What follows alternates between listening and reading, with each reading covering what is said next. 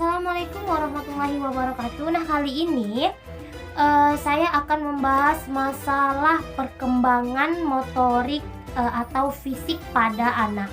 Sebelum saya menjelaskannya, alangkah baiknya saya memperkenalkan diri dahulu. Cikidut.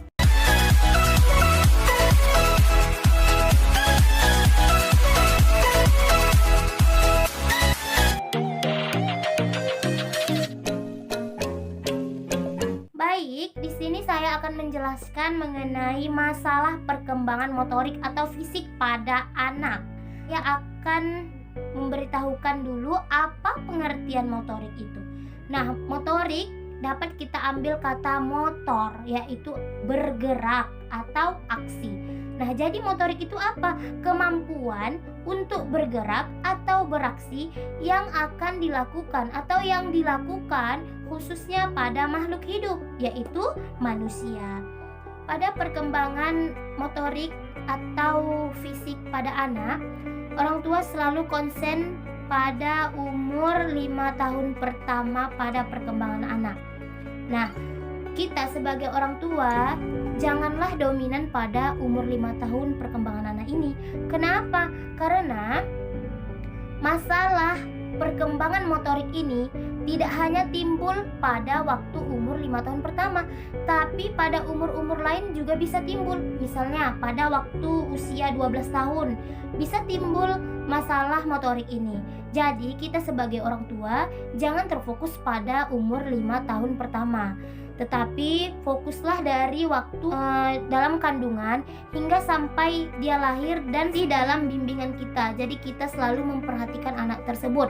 Masalah gangguan pada fisiknya, maka kita bisa memberikan solusi atau mencari tahu apa penyebabnya. Dalam perkembangan fisik atau motorik ini itu ada berapa jenis sebenarnya? Itu ada 2. Yang pertama motorik kasar, yang kedua motorik halus.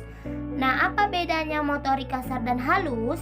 Kalau motorik kasar itu dilakukan oleh otot-otot yang besar. Kalau motorik halus itu dilakukan oleh otot-otot yang kecil.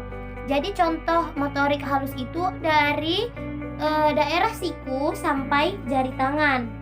Lalu daerah mulut kita, kemudian jari-jari kaki kita. Nah, itu termasuk motorik halus yang dilakukan otot-otot kecil. Jadi motorik kasar itu, nah selain dari contoh dari motorik halus, nah itulah contoh motorik kasar. Kemudian apa faktor yang mempengaruhi otot kecil dan otot besar itu sehingga berkembang menjadi sempurna?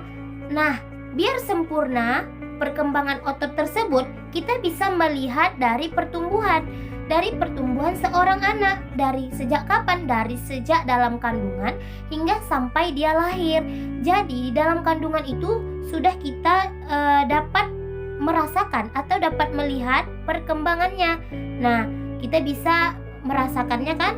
Pasti seorang ibu dapat merasakan perkembangan anak di dalam.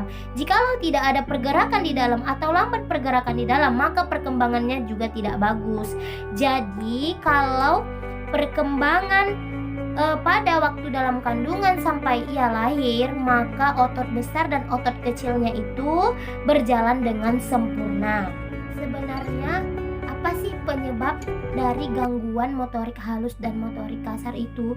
Nah, penyebabnya itu salah satunya adalah pola asuh. Jadi pola asuh yang salah itu dapat memberikan masalah pada perkembangan motorik atau fisik anak. Nah, kenapa pola asuh? Karena saat tidak dibiarkan anak itu bebas, maka terciptalah masalah perkembangan pada anak tersebut. Nah, masalah apa? Masalah fisik atau masalah motoriknya. Pada usia berapakah kita dapat melihat anak itu ada masalah atau gangguan pada perkembangan motoriknya? Nah, kita dapat melihat pada waktu anak tersebut lahir. Anak yang lahir dalam kandungan ibunya itu pasti tangan dan kakinya menekuk seperti ini.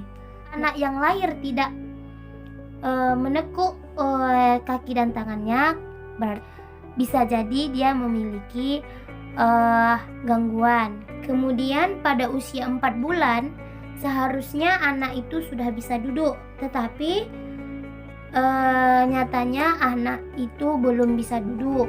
Berarti dia juga bisa jadi memiliki gangguan. Kemudian anak usia 6 bulan itu sudah bisa berdiri dengan bantuan orang lain. Misalnya dia duduk terus kita mau angkat gini, dia ngerespon. Nah, itu bagi anak yang normal.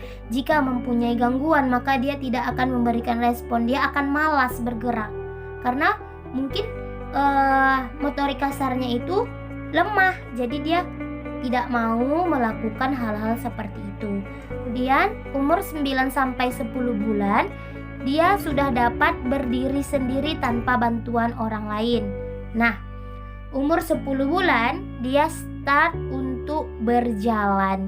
Jadi kita dapat melihat anak tersebut terkena gangguan atau tidak.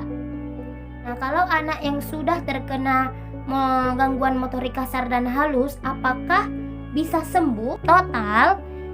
Itu kita bisa lihat dari penyebabnya. Jadi kalau penyebabnya itu sangat kuat, maka penyembuhannya itu bisa digolongkan susah. Nah, jadi kalau penyebabnya itu mudah, mungkin bisa penyembuhannya itu cepat. Jadi jikalau penanganannya semakin dini, maka penyembuhannya itu semakin bagus dan semakin cepat. Jadi kalau kita sudah mengetahui anak itu memiliki gangguan pada sejak lahir, maka kita harus berusaha dengan cepat mengobatinya agar masalah yang dihadapi anak tersebut dapat terselesaikan. Seperti itu. Jadi itulah masalah atau gangguan yang ada pada perkembangan motorik anak atau fisik anak. Nah, itu dapat kita lihat pada sejak dia lahir. Jadi kita sebagai orang tua jangan hanya melihat anak pada usia 5 tahun pertama, tetapi dari sejak lahir kita sudah bisa memperhatikan anak tersebut dan seterusnya selama anak itu masih dalam bimbingan kita. Seperti itu.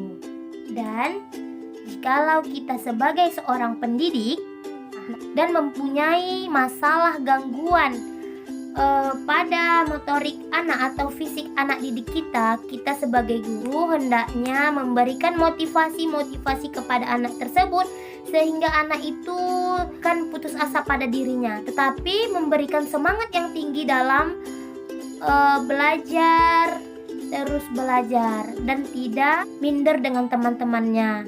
Selain kita memberikan motivasi kepada kita juga memberikan arahan kepada siswa-siswa kita yang lainnya agar tidak mengejek teman yang seperti itu, tetapi kita mengajak mereka untuk membantu temannya yang memiliki kekurangan.